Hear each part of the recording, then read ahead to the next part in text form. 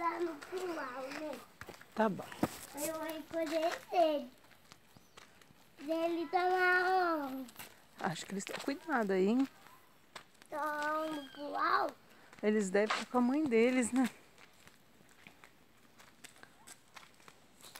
Quando eu ouvi um barulho, Que barulho é esse? eu acho que é da porta.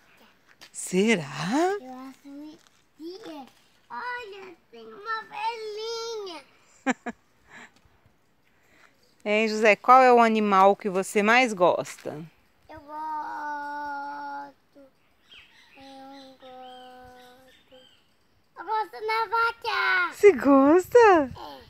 E qual mais que você gosta? Eu gosto também do desenho. Do bezerrinho? E Eu qual? não gosto de mãe, não. Oi? Eu gosto de mãe, não.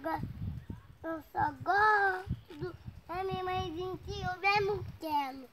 Ah. Cuidado que vai cair cisco no olho. Depois Vou lá você ver um chama. pouquinho, vovó.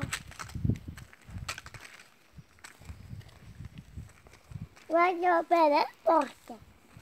Eu acho que eu vou colocar você lá junto com a porca. Não, eu tenho medo. Eu tenho medo. Você mama na porquinha.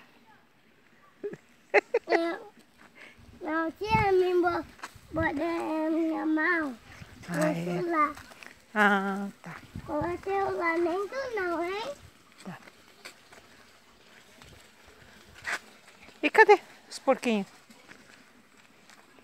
Estão tudo dormindo. Vamos cuidar dele? Vamos cuidar? Vamos. Vamos. Eu vou ver o Pepe na corda. Será? E pular um pouquinho. Escuta eles, vem cá. Vem aqui, traz aqui. Oh, eles estão lá com a mamãe deles. Cadê a mamãe dele? Tá aqui. Joga um pepino aqui pra ela.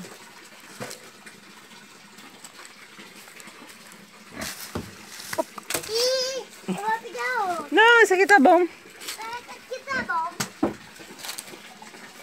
Ela não quer, não. Os porquinhos estão tudo dormindo.